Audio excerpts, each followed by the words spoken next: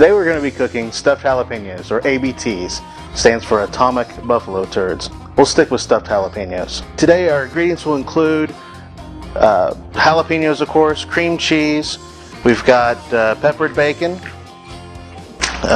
Colby and Jack mixed cheese, and some hot sausage that's already been pre-browned.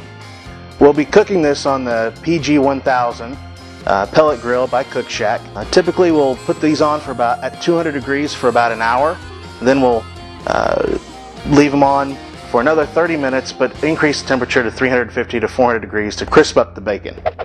First we start with jalapenos. You always want to wear gloves when you're coring the jalapenos, as they will, the juices from there are not something you want to get in your eye. There are a couple of different ways to stuff a jalapeno.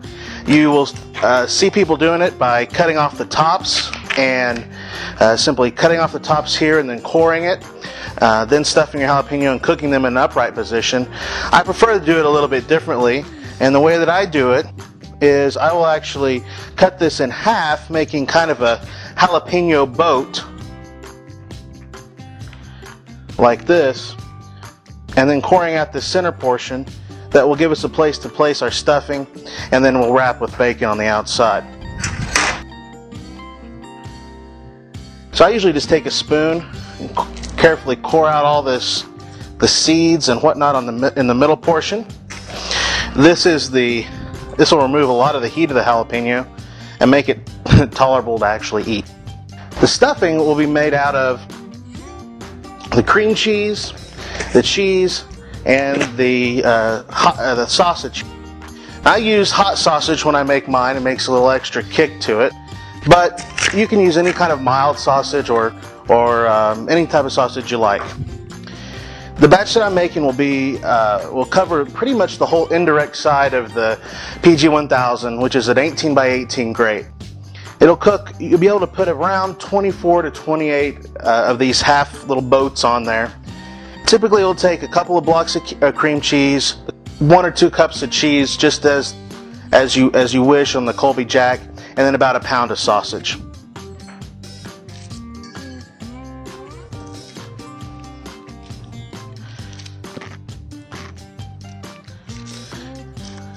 There's no special way to do this. You just pretty much dump it all together into a bowl and mix it up.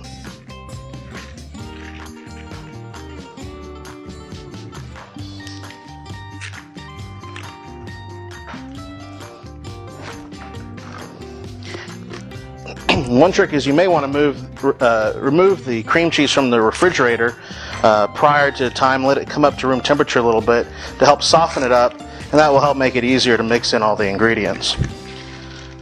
Another trick is to have your sausage hot, either just as you've just finished browning it and draining it, or warm it up a little bit if you've made it ahead of time.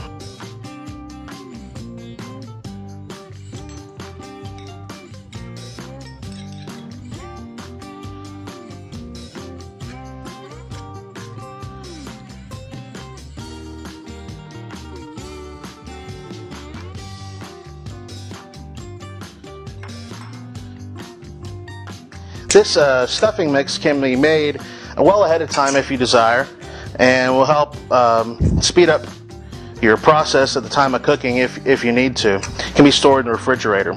So after mixing it all up, this is what it'll look like. These are 2 blocks of cream cheese, about a cup and a half of the mixed Colby and Jack cheese, and then also with your 1 pound of brown sausage that's been drained. Now that we've got the stuffing made, we've got our bacon ready, we've got our halves of jalapenos here that we're going to stuff. There's a couple different ways you can stuff them. There's the nice clean way of putting a little spoon in here and dabbing it out, but honestly it just doesn't work very well. The best way is just to pinch a bit out and stuff it right here in your little boat. Now this, you want it to mound up just a little bit, and then we'll take a piece of this peppered bacon. You can use regular bacon, whatever, but peppered bacon works really well. I think adds a nice flavor to it. I usually end up using, depends on the size of your bacon, but usually about 3/4 of a piece of bacon Sometimes you can do it with a half, but I like 3/4, and I just simply wrap the bacon around the pepper like this.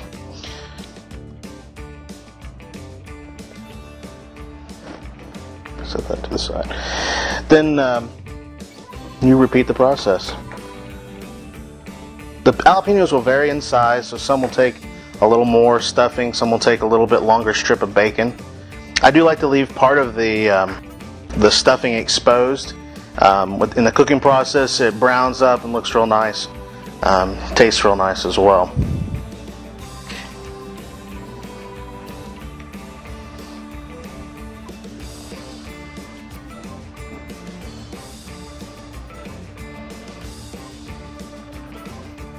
Alright, there you have the prep, and we will head out to put these on the grill here in just a bit. This is the Cookshack PG1000 pellet grill. We've got it preheated to 200 degrees. Using hickory pellets right now. The Cookshack brand pellets, excellent pellets, really low ash, do a great job. We're going to go put these on. I'm going to put these on the indirect grate over here on the right side.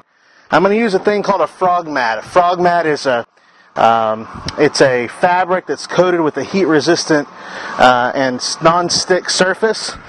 It's nice for things like for fish or items like such as the ABTs, where you don't want to have them sticking to your grates, and you don't want things falling through your grates. You know, another option, if you use a if you stuff these in an upright fashion like we talked about, is the jalapeno rack that many people sell. You can get them on the Cookshack website as well. So we'll just lay these across here. We'll leave them here at 200 degrees for about an hour. After that hour, we'll crank it up to about 350 to 400 degrees, and then we'll leave it there for 20-30 minutes, mainly just until the bacon gets nice and crisped up. One thing you can do if you're cooking on a pit that doesn't have the higher temperature options, you can still cook ABTs. You may just want to use a thinner slice of bacon. The cheaper bacon works better. It crisps up easier. You can also take them out and toss them in the broiler in your oven to kind of heat up crisp up the bacon toward the end. So we'll get these on here and then be back here in a few minutes and see what these things look like when they're done. Got the ABTs here on the pellet grill. This is a frog mat, a coated fabric that's heat resistant, also non-stick. I put that on top of the grate. That just helps things from falling through, helps your ABTs from sticking. They'll cook here for about an hour at this temperature, 200 degrees, and we'll crank it up to crisp up the bacon after that for about 30 minutes. That's really it.